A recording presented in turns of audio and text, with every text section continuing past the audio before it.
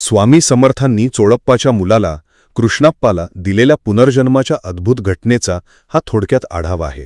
कॉलराच्या आजाराने अचानक हिरावून घेतलेला प्राण आणि एका शोकाकुल कुटुंबाचं हास्य स्वामींच्या फक्त एका हाकेने कसं परत आलं हे सांगणारी ही खरोखरच हृदयस्पर्शी कथा आहे. तर प्रथम आपण पाहतो ते कुटुंबावर अचानक आलेलं भयानक संकट. कृष्णाप्पाची मुंज नुकतीच झाली होती आणि अवघ्या 15 दिवसांतच कॉलरामुळे त्याचा दुर्दैवी मृत्यू झाला, ज्यामुळे सर्वांवर दुःखाचा डोंगरच कोसळला. दुसरे, या प्रचंड शोकाकुल वातावरणात स्वामींची अनपेक्षित प्रतिक्रिया पाहायला मिळते. कारण सांत्वन करण्याऐवजी ते चक्क रडणाऱ्या लोकांना रागवतात आणि अगदी आत्मविश्वासाने म्हणतात, मूर्ख लोक हो, का रडताय?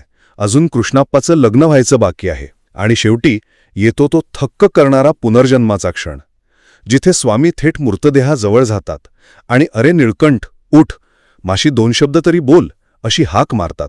तुम्ही विचार करा, त्यांच्या नुसत्या एका स्पर्शाने आणि शब्दांनी तो मुलगा खरोखरच जिवंत होऊन उठून बसतो आणि पाहता पाहता कुटुंबाचं दुःख अपार आनंदात बदलतं. मृत्यूच्या अथांग दुःखातून बाहेर काढत कुटुंबाला मिळालेला हा नवसंजीवनीचा आनंद स्वामींच्या असीम कृपेची आणि विश्वासाची खरी ताकद दाखवून देतो.